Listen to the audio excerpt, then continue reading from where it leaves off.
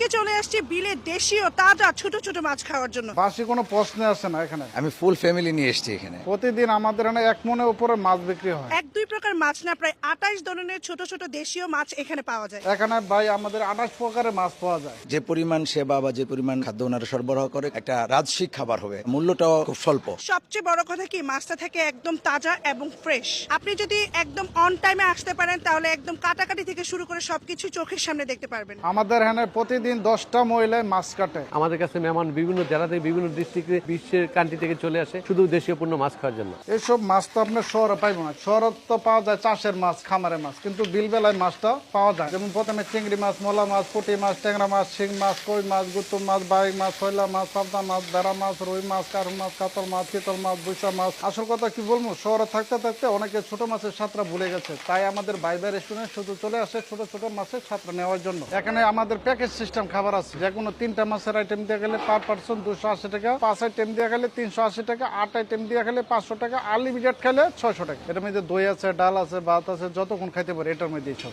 বাসি কিছুই না, সব নগদ। আসলে কাস্টমার বসার পরে আমরা পাক করি। বাসি কোনো প্রশ্ন আসে না এখানে। ফাইনালি ভাই ভাই মাছের হোটেল এন্ড রেস্টুরেন্টের ছোট ছোট দেশীয় মাছগুলো এখন আমার টেবিলে চলে আসছে। এখানে মাছের প্যাকেজ বিক্রি হয়, যেমন হচ্ছে আপনি যদি চান 3 পদের মাছ এবং আনলিমিটেড ভাত, আনলিমিটেড সালাদ সহ মাত্র 280 টাকা। আর যদি আপনি এরকম 5 পদের মাছ এবং আনলিমিটেড ভাত এবং সালাদ দেন সেক্ষেত্রে প্রাইস আসবে 380 টাকা। সো গরম গরম ভাতের সাথে ছোট ছোট দেশীয় মাছ ট্রাই করব। আর একটা কথা ক্লিয়ার করে দিচ্ছি, আমার সামনে যে 5 পদের মাছ আছে এগুলা কিন্তু শুধু একজনের জন্য না, এখানে আমরা 4 জন আসছি। সো এখানে 4 জনের পরিমাণ কোয়ান্টিটি দিয়েছে। সো আপনারা ভাববেন না আবার যে এখানে সবগুলা হচ্ছে একজনের জন্য। আর আপনারা চাইলে কিন্তু মাছ ভাজাও খেতে পারবেন, আবার চাইলে মাছটাকে কারি হিসেবেও খেতে পারবেন। কেউ যদি চান যে না আমি ভাজা মাছ পছন্দ করি না, আমি একটু ঝোল করে মাছ খাবো, সেই অপশনও কিন্তু এখানে আছে। এটা হচ্ছে বিলের একদম দেশীয় ছোট চিংড়ি। এটা হচ্ছে মাছের ডিম এবং হচ্ছে ছোট ছোট মাছের একটা ভাজা। এই ভাজাটা ভাই আমার যেই পছন্দের। আবার এখানে আছে একদমই রেয়ার মাছ, সেটা হচ্ছে বাইম এবং গুত্তুম মাছ।